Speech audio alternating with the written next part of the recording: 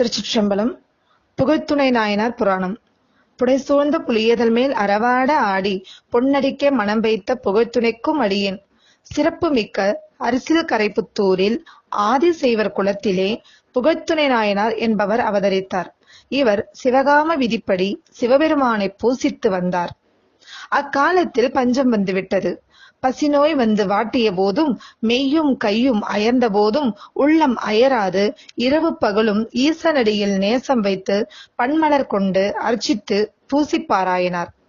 சிவலிங்கத்திற்கு திருமஞ்சனம் புரியும் போது பசிப்பினியால் மிகவும் தளர்வு எய்தி தண்ணீர் நிறைந்த குடம் கரந்தாங்க மாட்டாது இறைவர் திருமுடி மிசை விழ அதனால் பெரும் துன்பமுற்று வீழ்ந்து மூர்ச்சித்து விட்டார். அதாவது அந்த காலத்துல அரிசில் கரைப்புத்தூர் என்னும் ஊரில் ஆதிசைவர் குலத்திலே புகழ்த்துணை நாயனார் என்பவர் அவதரித்தார். இவர் சிவகாம விதிப்படி சிவபெருமானை பூசித்து வந்தவர். அந்த காலத்துல பஞ்சம் வந்துடுது. பசிநோய் வந்ததுனால எல்லாரும் உணவின்றி தவித்தனர். அந்த நேரத்திலையும் மெய்யும் கையும் அயர்ந்த போதும் உள்ளம் தவறாது, அதாவது உள்ளம் தளராம இறைவனை சிவபெருமானையே நினைத்து சதா சர்வகாலமும் அவருடைய எல்லா கால பூஜையும் செய்து வந்தார். அப்படி ஒரு நாள் சிவலிங்கத்திற்கு திருமஞ்சனம் புரியும் போது, அபிஷேகம் செய்யும் போது அவருடைய பசி பிணியால மிகவும் தளர்வு எய்தி தண்ணீர் நிறைந்த குடம் சாமியோட திருமுடி மேல விழுந்துருது.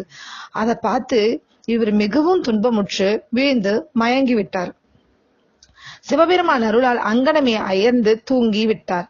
அவர் கனவில் கண்ணுதர் கடவுள் கருணையுடன் தோன்றி, அன்பனே, பஞ்சம் நீங்கும் வரை உனக்கு நாம் நாள்தோறும் இங்கே ஒரு காசு வைப்போம் என்று அருளிச் செய்தார். புகழ்த்துணை நாயனார் கண் விழித்து எழுந்தார். எம்பிரானுடைய இனிய அருளை நினைந்து உருகினார். இறைவனது வேடத்தின் கீழ் ஒரு காசு இருக்க கண்டு எடுத்து அது கொண்டு வாழ்ந்தார்.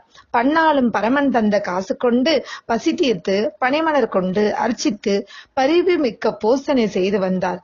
இறுதியில் இறைவனடி இணையடி மலர் சார்ந்து இன்பமெய்தினார். திருச்சிற்றம்பலம். ஆதிசைவர் குலங்கள் புண்ணியம் செய்வாருக்கு பூவுண்டு நீருண்டு என்றபடி இறைவனை மலரிட்டு மஞ்சனம் மாட்டி வழிபடுவதே பெரிய தவமாகும். அவ்வழிபாட்டில் ஆத்மார்த்தம் பரார்த்தம் என்று இரு வகையுண்டு. ஆதிசைவர்கள் இவ்விருவகை பூசையும் செய்வதற்கு உரியவர்கள். ஏனையோர் ஆத்மார்த்த பூசை மட்டுமே செய்வதற்கு உரியவர். பார்ப்பான் என்று பெயர் மட்டும் கொண்ட மற்றையோர் திருக்கோயிலில் பூசித்தால் மன்னவன் துன்புறுவான், நாடு பஞ்சத்தால் வாடும் என்கிறார் திருமூலர். பேர் கொண்ட பார்ப்பான் பிராந்தனை அர்ச்சித்தால் போர்கொண்ட வேந்தருக்கு புல்லா வியாதியாம், பார்க்கொண்ட நாட்டுக்கு பஞ்சமும் ஆமென்றே சீர்கொண்ட நந்தி தெரிந்துரைத்தானே. புகழ்த்துணையார். இத்தகைய சிவமறையோர் திருமரபிலே வந்தவர் இவர். மனிதன் அழிந்தும் அழியாமல் நிற்பதும் புகழே. புகழோடு தோன்றாதார் தோன்றாதிருத்தல் நன்று என்பர் திருவள்ளுவர். எல்லோருக்கும் புகழ் துணையாக இருக்கும். இவர் புகழுக்கு துணையாக இருந்தார். பஞ்சம் வந்து பசித்த போதும் இவர் தாம் புரியும் பூசையினின்றும் வழிவினாரில்லை. பசி வந்திட பத்தும் பறந்து போம் என்ற வாக்கை இவர் தவ வலிமை வென்றது. இவருடைய அன்பின் உறுதியை சேக்கிழார் பெருமான் செப்பும் திறத்தை அறிக. தங்கோணை தவத்தாலே தத்துவத்தின் வழிபடனாள் பொங்கோத ஞாலத்து வர்க்கடமாய் பசி புரிந்தும் என் கோமான் தனை விடுவேன் அல்லேன் என்றிரா பகலும் கொங்கார் பெண் மலர் கொண்டு குளிர்புணல் கொண்டரிச்சிப்பார். அடியார் பசி தீர்ப்பது அங்கனர். அருள் திறமாதலின் பொன்னம்பலவாணனார் இவருக்கு பொற்காசு நாள்தோறும் வழங்கினார்.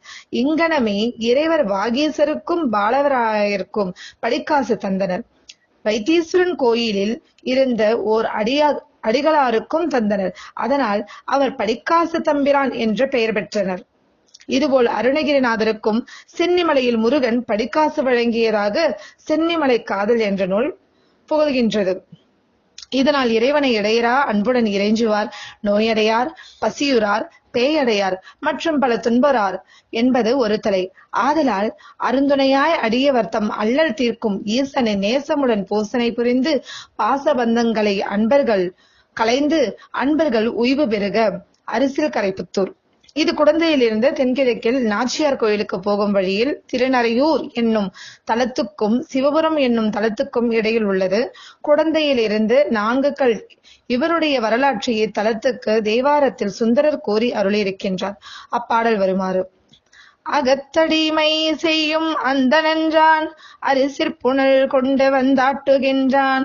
மிகத் தளர்வெய்தி குழந்தையும் முடிமேல் வீழ்த்திட்டு நடுகுதலும் வகுத்தவனுக்கு நித்தற்படியும் வருமொன்றொரு காசினை நின்ற நன்றி புகத்துணை கைப்புகச் செய்து கண்ணீர் பொழிலார் திருப்புத்தூர் புனித நீரே.